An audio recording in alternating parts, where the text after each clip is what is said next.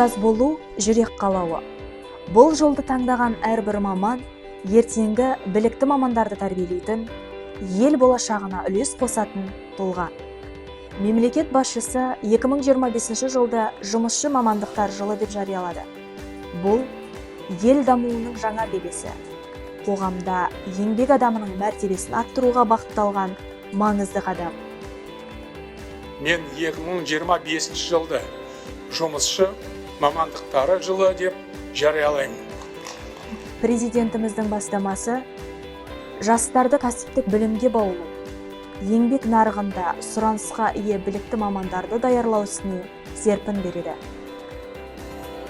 Бір ғасыр тарихы бар Арал индустриалды техникалық колледжінде қазіргі таңда 11 мамандық, 21 біліктілік бойынша 299 білім алушыға 43 инженер-педагог білікті маман қатарына қосуға өз үлестерін қосып келеді. Колледж 75 орындық жатақханамен жабдықталған. Қазіргі заманда елдің дамуы мен өркендеуінің басты негізі сапалы білім мен білікті маман. Тәуелсіз еліміздің экономикасы мен өндіріс саласында, қызмет көрсету мен техника әлемінде кәсіби шеберлігі жоғары жұмысшы кадрларға деген сұраныс күннен күнге артып келеді.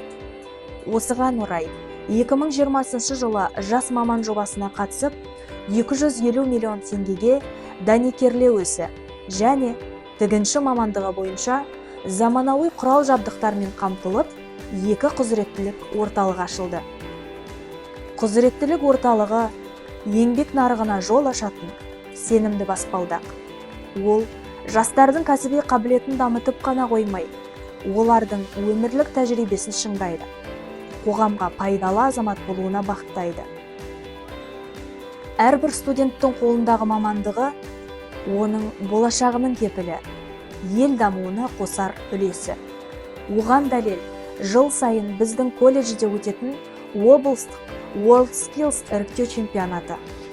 Колледжімізде жұмысшы жылына орай мектеп оқушыларына Junior Skills, балабақша бүлдіршіндеріне арналған Baby Skills чемпионаттары өтті. Кәсіптік техникалық білімді игерген жас мамандар мемлекеттің қуатты тірегі, халықтың игілігі үшін еңбек ететін ардақты жандар. Сондықтан да кәсіптік білімді дәріптеу, еңбек адамының мәртебесін көтеру баршамыздың ортақ міндетіміз. Кәсіптік білім еңбек нарығына жол, ел дамуына үлес. Осы ұран әрбір жастың жүрегінде ұмтылыс пен жігер отын жақсын.